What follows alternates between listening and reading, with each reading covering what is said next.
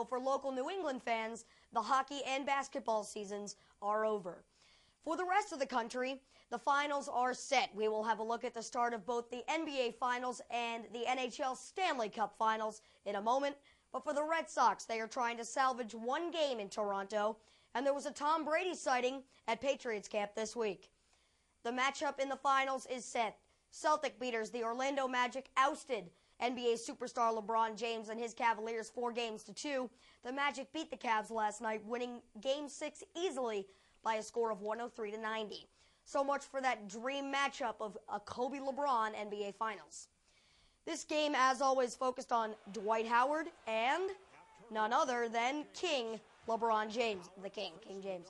James had 25 points in the game for the Cavs, but once again, his support staff let him down. Dwight Howard dominated the game, scoring 40 points and grabbing 14 rebounds. Courtney Lee had 8 points off the bench for the Magic, and Rashard Lewis took 18. The Magic took control of this game early. They led by 5 after 1, by 18 at the half, and cruised in the second half. The Magic are making their first finals appearance in 14 years thanks to the 103-90 win. Game 1 against the Western Conference champs, the Lakers, is Thursday. The Lakers will be making their 30th appearance in the finals, the most in the history of the NBA. And in hockey, it's a rematch of the Stanley Cup Finals from last year in the NHL. The defending champs, the Detroit Red Wings, take on the young Pittsburgh Penguins. The ceremonial puck drop, hosted by some old guy named Gordie Howe, who held all the hockey scoring records before the great Wayne Gretzky broke them. And this game was tied. Well, there you see. This game was tied at 1 apiece until Red Wings forward Johan Franzen scored the tie-breaking goal in the second period. And here is Justin Abdelkader scoring the third goal for the Red Wings en route to the 3-1 final. And you'll see that in just a minute here. Chris Osgood made 31 saves in the victory. Pittsburgh superstars Sidney Crosby and Evgeny Malkin failed to score a goal in the game. Detroit has now won Game 1 in 9 consecutive seasons. That's tied for the third longest record in NHL history. Game 2 is tonight on NBC at 8 p.m. in Detroit. In football speak, it's called OTAs. That basically stands for Organized Team Activities, literally, which basically means everybody reports and plays a little football. That means Tom Brady gets to sneak away from the paparazzi and do what he loves to, and that's pass the football. He was doing just that to his regular veterans like Randy Moss and Wes Welker, but also got to throw to a new receiver, Joey Galloway. Brady will be wearing a protective brace on his surgically repaired left knee. He has experienced no pain and seemed to be moving really well in his first public workout. No one is doubting that Brady will be ready to go on day 1. We have guys that are experienced players, obviously with Randy and Wes at receiver, and we've added some tight ends, and Joey and Greg are here as well. So there's a lot of work that we all need to do to get on the same page, and I think this year it's another bit of excitement. It's a new challenge, and that's why we're here practicing.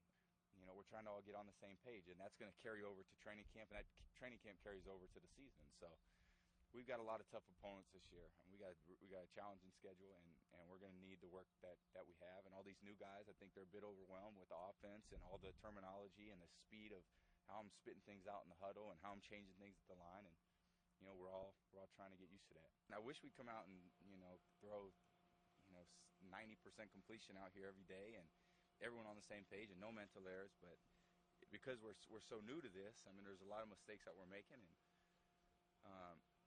we got to try to make those improvements every day. Go in and watch our film and listen to coach, and hopefully we can build on each day. So like I said, we can look back 2 months from now and know that we're prepared for training camp. Josh and I had a great relationship, and as part of the NFL, things change every year, and there's 13 new head coaches, and he's one of them. And I hope that we find ways to move on without him, and we've already started that process. And it doesn't stop for anybody around here. You leave and someone else fills your spot, and they're anxious for the opportunity, and we got to work hard to get up to speed on everything, and the coaches that are in that role are doing that.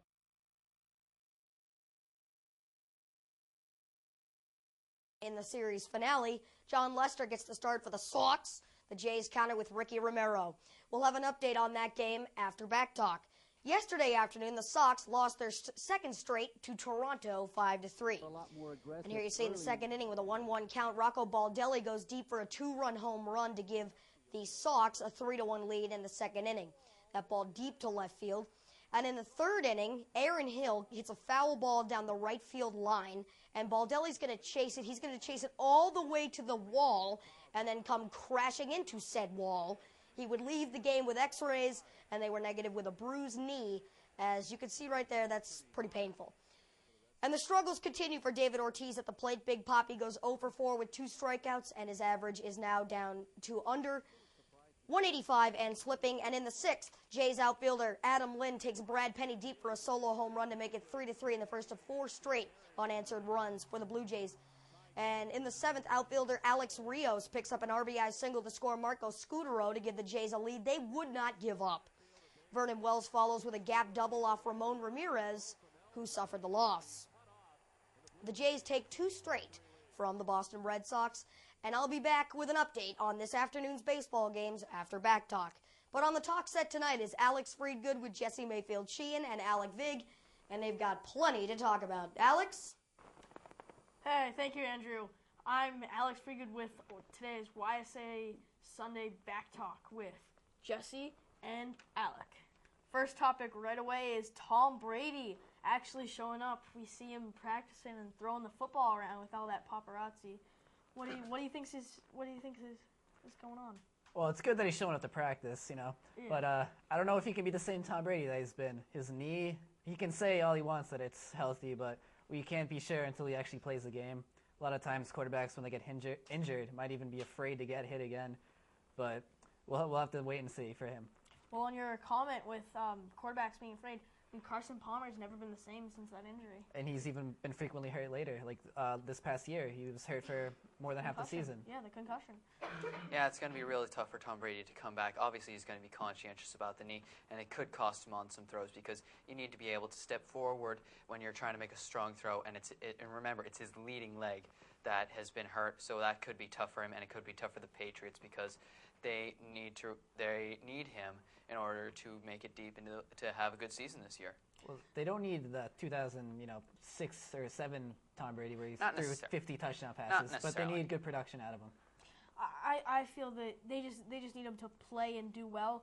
Yeah. But if it can just really hurt the team, if this psychologically and the fans. I mean, last year was a really bum year for the New England Patriots. I think what he just needs to do is show him that he can still play. He needs to show everybody in New England that he can still play, that he's recovered from the injury, and that he can come back and be the all-star quarterback that we all know and love. Above all, he just needs to be a good leader this year. Yes. Our next topic, David Ortiz hitting under 200 as batting average. That's just atrocious for him. One good thing is he finally hit that home run 50 games into the year. What's your say on this? Once again, I don't know if David Ortiz can be the same. We don't know what he might have taken. He's gotten a lot weaker, it seems, a lot skinnier with all the allegations on previous baseball players getting caught with steroids. He might have just taken them off. And batting below 200 for someone who led this team to 2 World Series is just the Red Sox can't have that. They need more production in their lineup. So, yeah, it's very sad to see a guy as great as David Ortiz fall like this, and just dropping, not even gradually, but just dropping from one year to the next.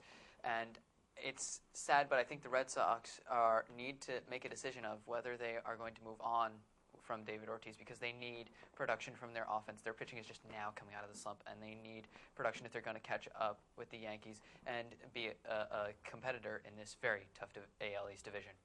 And you say we lose Manny, another big face of the team, last year trading him to the Dodgers, and then now the Red Sox trading him to the Dodgers, and then now you have David Ortiz in a big slump, and the Red Sox were thinking, oh, it's not a big deal. We don't have to bring him down to the lower leagues with Pawtucket. Now I think that's probably going through the Red Sox organization's minds now. Maybe we should put him down there.